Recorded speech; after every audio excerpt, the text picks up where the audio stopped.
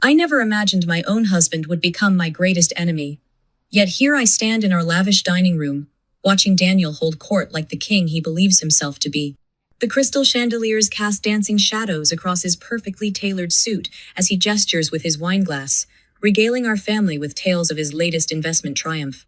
It was nothing, really, Daniel says with that practiced modesty that makes my jaw clench. Just saw an opportunity that no one else noticed. Sometimes the market hands you these gifts. I adjust a pristine place setting, letting my fingers trail along the edge of the Versace china. If only they knew how many nights I spent poring over those market analyses, while Daniel slept soundly in our bed. How many hours I dedicated to crafting the perfect investment strategy that he now claims as his own divine insight. Vivian, darling, Eleanor, my mother-in-law, calls out with that syrupy tone that sets my teeth on edge. The flowers are lovely, but perhaps next time choose something more sophisticated. Peonies are so common these days. I meet her gaze with a practiced smile.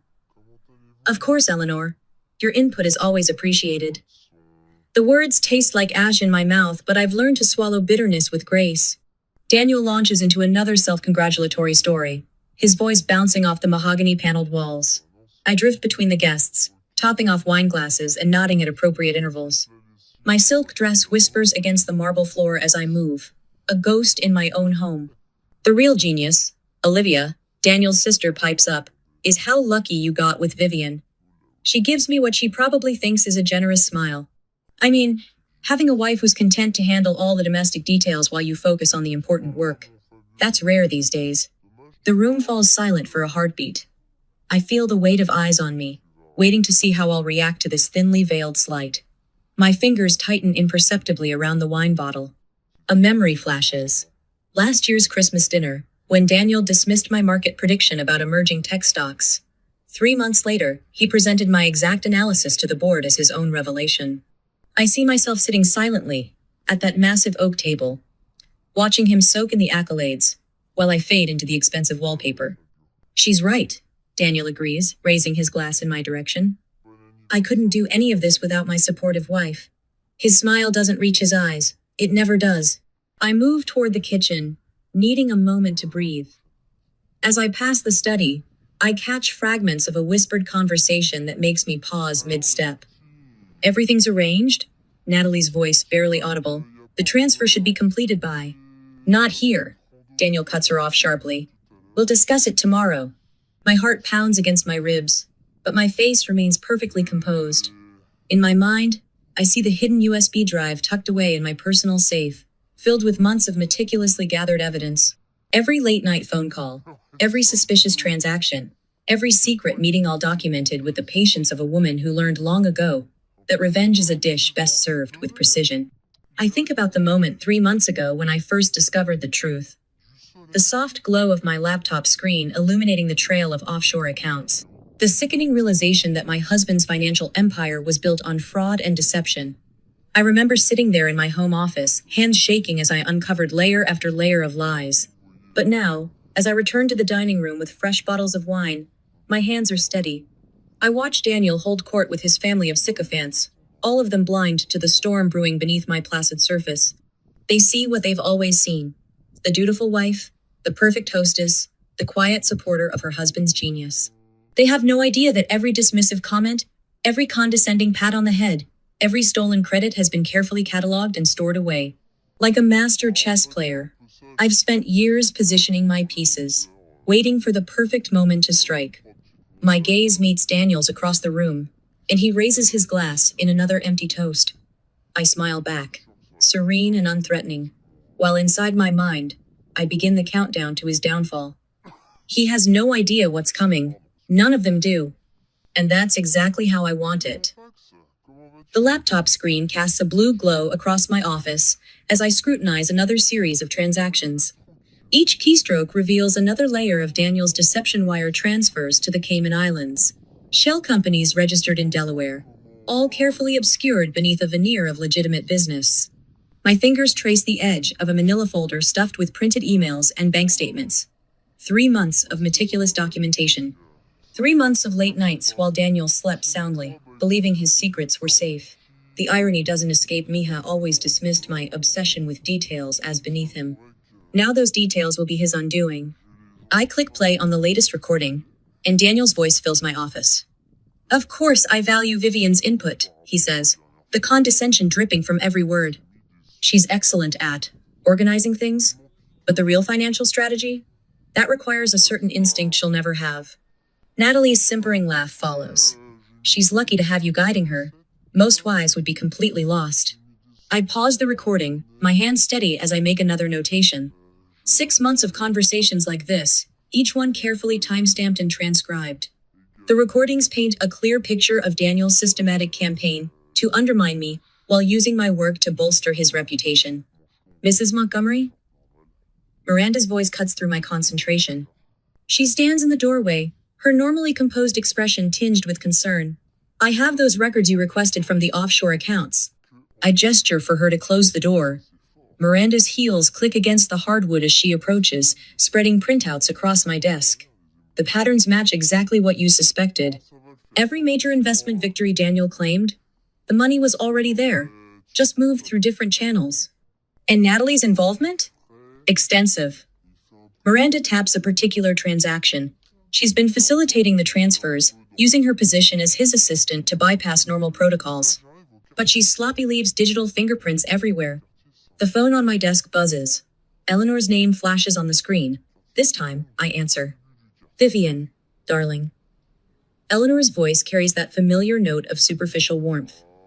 I trust you're not too busy to attend the foundation dinner tomorrow? Daniel tells me you've been quite preoccupied lately. Actually, Eleanor, I've been reviewing some fascinating financial records.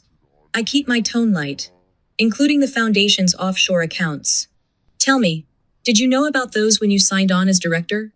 The silence on the other end stretches for 2 heartbeats. I'm sure I don't know what you mean, she says finally. Daniel handles all those details.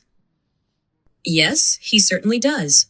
I let the implications hang in the air. I'll see you at the dinner. After hanging up, I turn back to Miranda. The injunction came through this morning. Judge Phillips was particularly interested in the evidence of fund misappropriation. That's the 3rd legal victory this month, Miranda notes. Small wins, but they're adding up. Daniel hasn't noticed yet. I allow myself a small smile. He's too busy planning his next strategic masterstroke to realize his options are quietly being eliminated. A knock at the door interrupts us. Gregory enters, his usual confident stride shortened by urgency. Vivian, we need to talk. Daniel's called an emergency board meeting for tomorrow. I meet his concerned gaze with steady eyes. Perfect timing. He's planning something big, Gregory warns. I overheard him with Natalie something about a major transfer that needs to happen before the weekends. Let him try.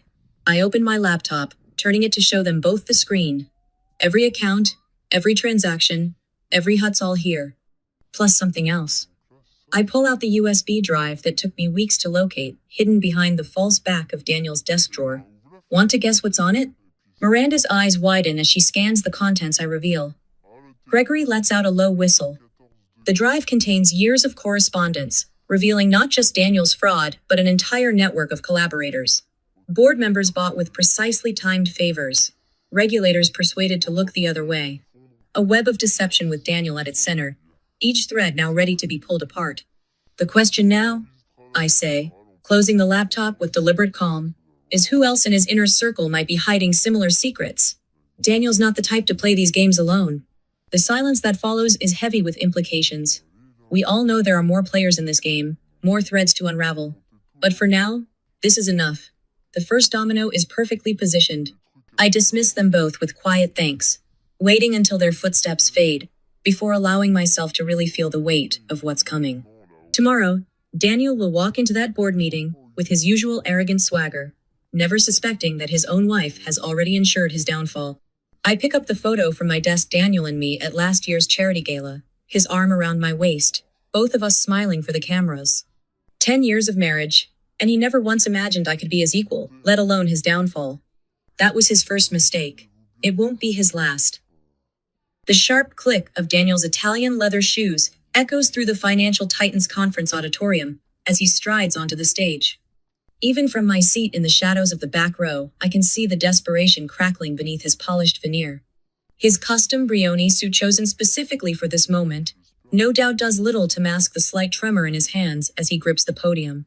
Ladies and gentlemen, he booms, his voice carrying that manufactured confidence I've come to know so well. Today marks the beginning of a new era for Montgomery Financial. I watch the faces of the audience, noting how the seasoned investors exchange knowing glances. They sense it too, the barely contained panic behind his bravado. Daniel's always been an excellent performer, but today, his mask is slipping. Our legacy, he continues, the word catching slightly in his throat, will be restored to its former glory through bold new initiatives and groundbreaking investment strategies. A slight murmur ripples through the crowd. 2 rows ahead, I spot Harrison Chen, our largest institutional investor, leaning over to whisper something to his colleague. The subtle shake of his head speaks volumes. I slip out before Daniel finishes his speech, my heels silent against the plush carpet. There's work to be done. In my private office at Continental Bank headquarters, I stand before the evidence wall I've meticulously constructed over the past year. Financial statements fan out across my desk like fallen autumn leaves, each one telling its own story of Daniel's deception. A laptop screen glows with frozen frames from security footage Daniel and Natalie entering the Mandarin Oriental at midnight, emerging disheveled at dawn. My fingers trace the edge of a particularly damning document proof of wire transfers to offshore accounts in the Cayman Islands. The paper is cool and smooth beneath my touch, a stark contrast to the fire building in my chest. Something shifts inside me as I study these fragments of betrayal. I remember the young analyst I once was, fresh from Columbia's MBA program, believing in merit and hard work. The woman who spent countless nights building investment strategies that Daniel would later claim as his own. The wife who smiled graciously at Eleanor's backhanded compliments about my domestic talents. That woman is gone. In her place stands someone stronger, someone who spent years learning to play their game while building her own rulebook. I've weathered every storm they've thrown at me, each dismissal and humiliation adding another layer to my armor. The Metropolitan Grand Hotel's ballroom sparkles with old money and new ambitions. Crystal chandeliers cast a warm glow over the annual charity gala, where Manhattan's financial elite gather to congratulate themselves on their generosity. Daniel commands the stage as always, but tonight feels different. The air crackles with possibility.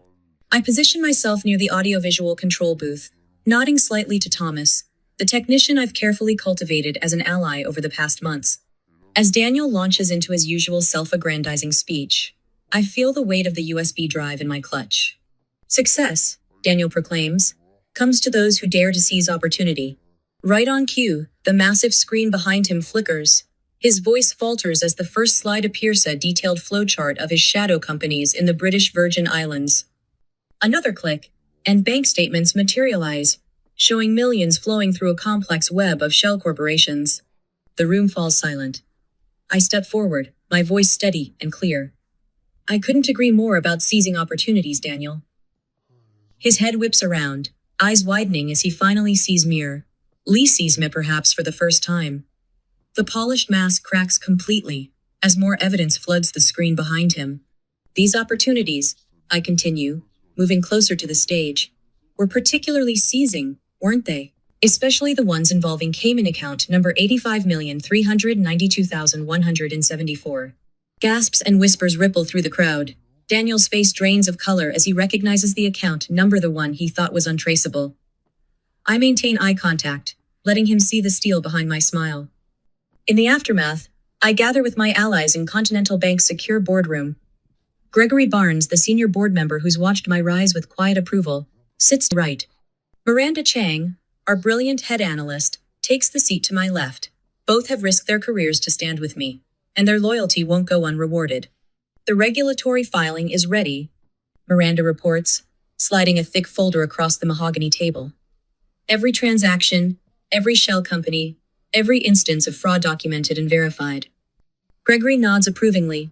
The board members I've spoken with are prepared to act. Chen's group is on board as well. Daniel's support is crumbling by the hour. I open the folder, each page representing another nail in Daniel's coffin. Then let's begin. The press briefing at Continental Bank unfolds exactly as planned.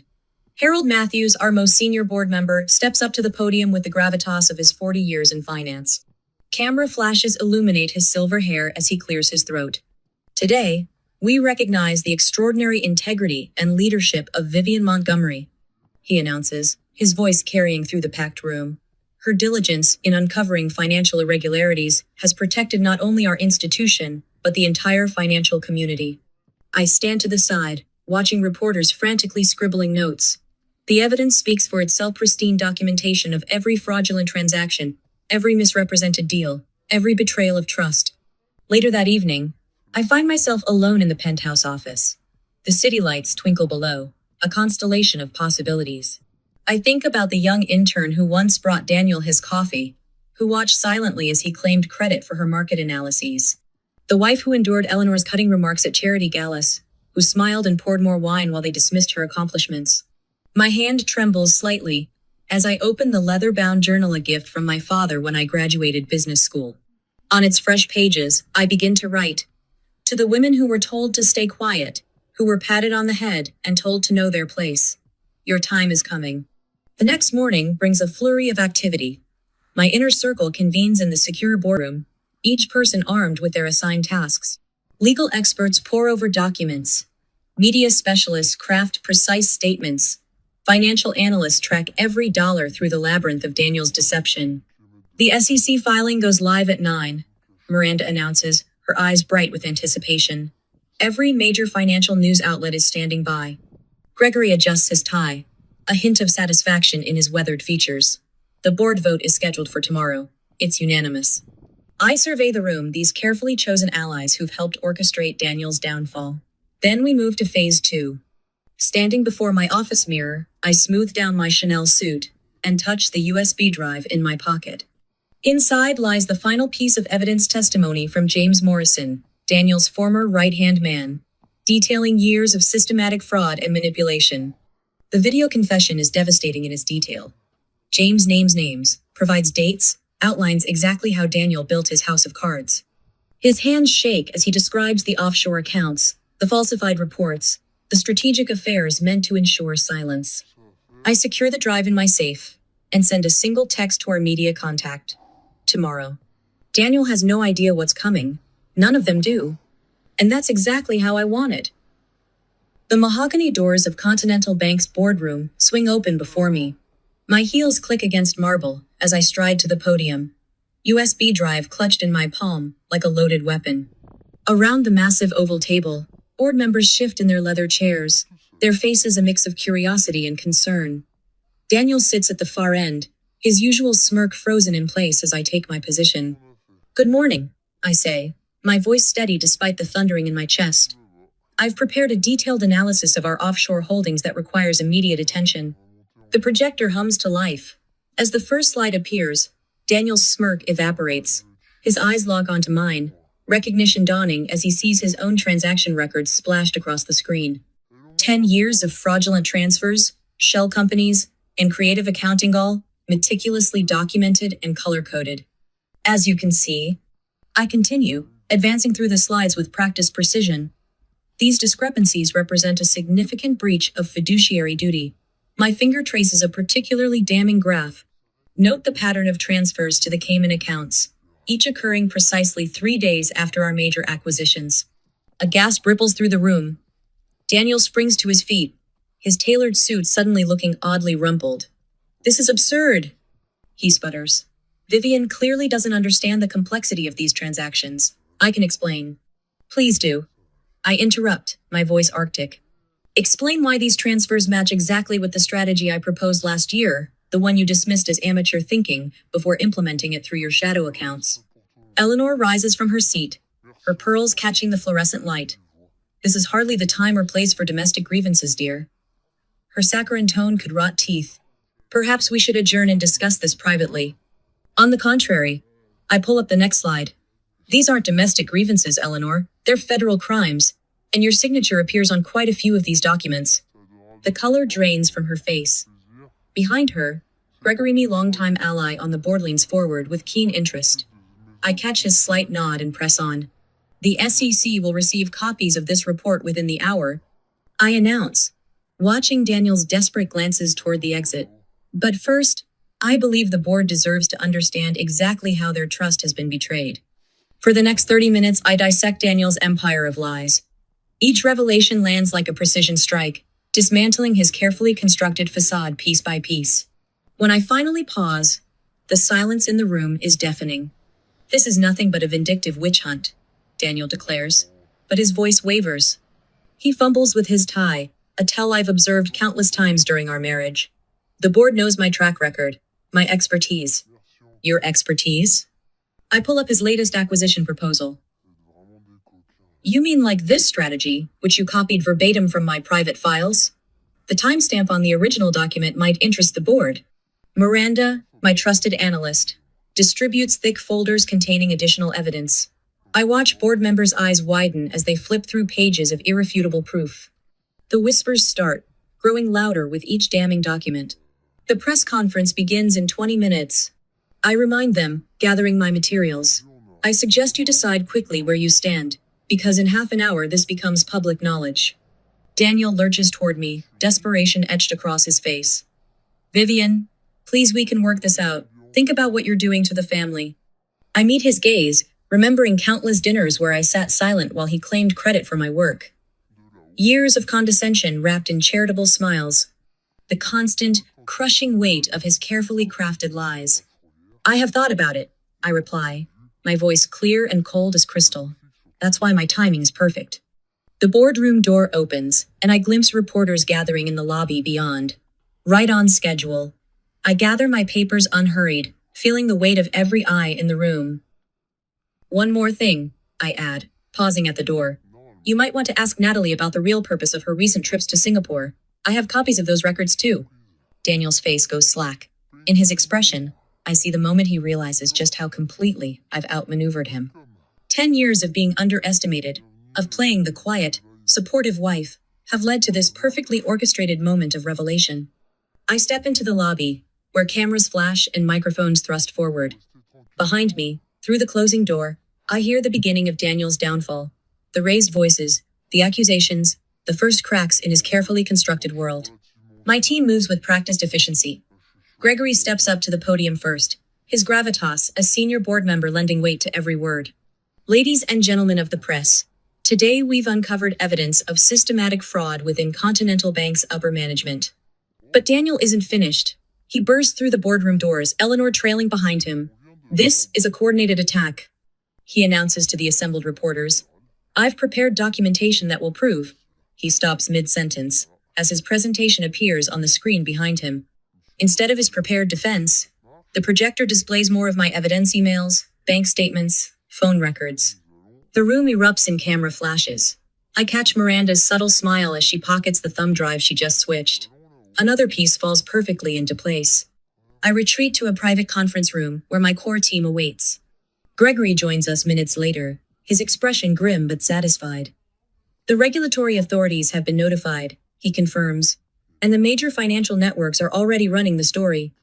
Miranda's tablet displays real-time market reactions. Continental Bank stock hasn't crashed, evidence of how carefully we've managed this revelation.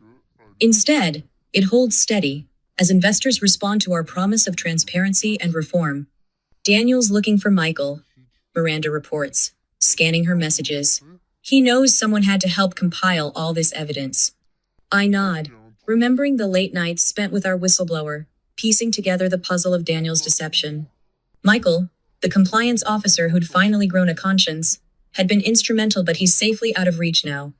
A knock at the door interrupts our discussion. A junior analyst enters, tablet in hand. Miss Montgomery, you need to see this. She pulls up a video feed from the main lobby. Daniel stands surrounded by reporters, his composure completely shattered. But it's the figure behind him that catches my attention, a woman I've never seen before, speaking intently with Eleanor. Who is she? I ask, though something in my gut already knows the answer. Gregory leans closer to the screen. That's Alexandra Chen. She was Daniel's partner in the Singapore venture. My pulse quickens. Alexandra Chen, the name appears in none of our files, yet here she stands in our lobby. Her presence suggests a whole new layer to Daniel's schemes, one even I hadn't uncovered. Get me everything you can find on her, I tell Miranda. I have a feeling she's the key to something much bigger than we imagined.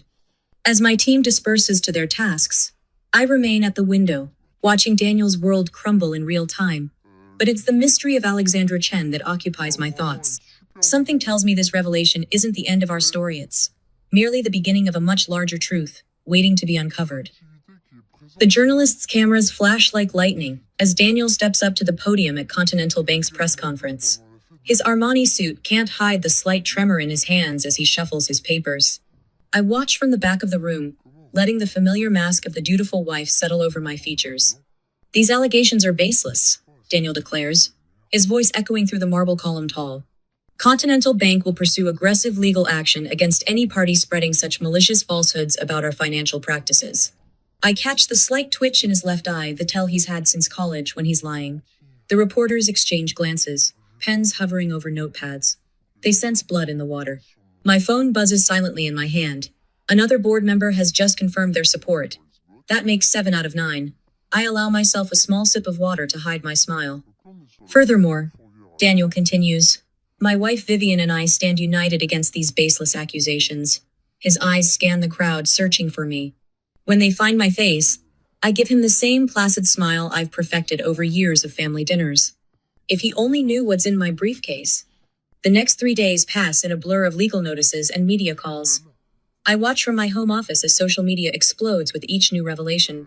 Financial bloggers dissect Daniel's statement, pointing out the inconsistencies. Number Continental Bank fraud trends on Twitter. Mrs. Montgomery, my assistant's voice comes through the intercom. The car is ready for the corporate summit. I smooth down my midnight blue Chanel suit and check my reflection. The woman staring back at me isn't the same one who discovered those offshore accounts 3 months ago. Her eyes are harder, sharper. The Metropolitan Convention Center buzzes with nervous energy as I make my way to the podium. Board members shift in their seats. Industry leaders crane their necks. In the front row, Eleanor's perfectly Botoxed face struggles to maintain its usual condescending smile. Good morning, I say into the microphone, my voice carrying across the hushed room. Today, I'd like to share some information about Continental Bank's recent activities. The first slide appears on the massive screen behind me, a series of email exchanges between Daniel and his offshore contacts, each damning word highlighted in yellow. On the 15th of March of this year, I continue, a series of unauthorized transfers began moving through accounts in the Cayman Islands. More slides, more evidence, bank statements, time-stamped security footage of late-night meetings. Daniel's face grows paler with each revelation. The complete dossier has been distributed to each of you, I say, gesturing to the sleek folders being passed out by my team. You'll find every transaction documented, every communication logged, every participant identified. Eleanor's hands shake as she opens her copy. I remember her words at that Christmas dinner. Vivian, darling, leave the complex financial matters to Daniel. That's what good wives do. The evidence unfolds like a carefully choreographed dance. Each new revelation builds on the last, weaving a tapestry of deception that even Daniel's most loyal supporters can't ignore.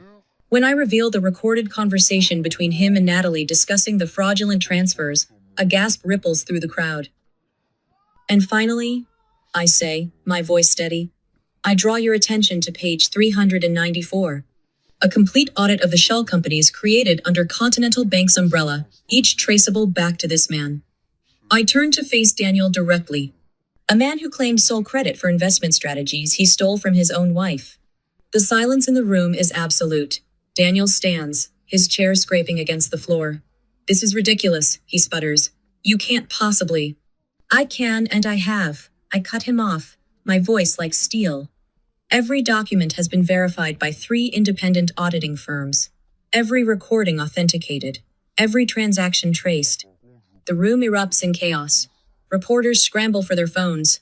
Board members huddle in urgent conferences. Through it all, I maintain my position at the podium, watching as Daniel's carefully constructed world crumbles. This concludes my presentation, I say into the microphone. Though I should mention, I pause, letting the room quiet. There's an interesting call log from last week that the SEC might want to examine. It seems someone has been rather busy coordinating with certain parties in the Caymans. Daniel's face goes from red to white. He knows exactly which call I mean. As I gather my materials, a young analyst approaches the podium. Mrs. Montgomery, she whispers, pressing a note into my hand. You need to see this. It's about Mr. Thorne. I unfold the paper, reading the message twice. A slow smile spreads across my face. It seems Daniel's closest advisor has been playing his own game all along. And I now know exactly how to use that information. The game isn't over yet. Legal analysts crowd the hallway outside, their voices rising over each other as they dissect the implications. Largest financial fraud case of the decade? One declares into his phone. Continental Bank stock is already dropping. Another adds. I watch Daniel's empire crumble in real time on my tablet. Our shareholders are jumping ship, their confidence shattered by the weight of undeniable evidence. Social media influencers who once praised Daniel's financial genius are now calling for criminal investigations. Eleanor corners me by the elevator, her perfectly manicured nails digging into her designer purse. You've destroyed this family, she hisses. No, Eleanor. I meet her gaze steadily. I've exposed the truth. There's a difference. The elevator doors open, and Gregory Barnes, our most senior board member, steps out. Mrs. Montgomery, he says, emphasizing my title, the board has called an emergency session. We'd like you to join us as acting CEO. I hear Eleanor's sharp intake of breath. The whispers ripple through the gathered crowd. Daniel, still visible through the conference room's glass walls, slumps in his chair as his phone lights up with what I assume is the news. But it's the note in my hand that truly captures my attention. Mr. Thorne, Daniel's right-hand man for 15 years, didn't just help him hide money, he kept his own detailed records. Records that implicate not just Daniel, but half of his inner circle in a conspiracy that makes today's revelations look like a warm-up act. I step into the elevator, my heels clicking against the marble floor. Coming, Eleanor? I ask, holding the door. I believe the board will have some questions about your role as compliance officer. The doors close on her stricken face. I allow myself a small, satisfied smile as I ascend to the top floor. Phase 1 is complete. Now for the real game to begin. The sun stretches golden fingers across Manhattan's skyline as I step out of my town car, breathing in the crisp morning air. My Louboutins click against the polished concrete as I enter the sleek co-working space that now serves as my empire's command center. No more mahogany-paneled walls or suffocating traditions. Here, glass and steel rise in clean lines toward the sky, much like my own trajectory since breaking free from Daniel's shadow. My assistant hands me a steaming cup of coffee as I scan my morning briefings. The latest quarterly reports show Continental Bank stock has surged another 15% since I took the helm. A small smile plays at my lips as I remember Eleanor's dire predictions about the company's future under my leadership. The same predictions that now gather dust alongside her son's shattered reputation. Later that evening, I host an intimate rooftop dinner for my closest allies. The setting sun paints the city in shades of amber and rose, so different from the oppressive crystal chandeliers that once hung over similar gatherings. Gregory raises his glass, his eyes crinkling with genuine warmth. To new beginnings, he says. The words echo in my mind, transporting me back to that fateful family dinner where Daniel had sneered at my market analysis. Asterisk? Vivian, darling. Asterisk, he'd said. Asterisk. Leave the real business discussions to those who understand them. Asterisk. Now, as I sip my wine and survey my trusted circle, I savor how thoroughly I've proved him wrong. The next afternoon finds me at Le Bernardin, where an antique family portrait hanging on the wall catches my eye.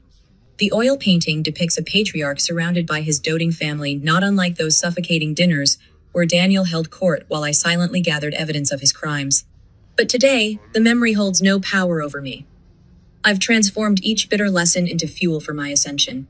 My new position as CEO demands a certain flair for theater, and I don't disappoint. The renovated Continental Bank headquarters buzzes with energy as I orchestrate our annual stakeholder meeting. The grand dining hall where Daniel once boasted of his non-existent genius now serves as my stage. I move through the crowd with measured grace, watching board members who once dismissed me now lean in eagerly to catch my every word. Finding solitude becomes a precious commodity these days, but I make time for reflection. Central Park offers a quiet sanctuary where I can write in my leather-bound journal, documenting this extraordinary journey. A gentle breeze rustles the pages as I pen my thoughts about resilience and transformation.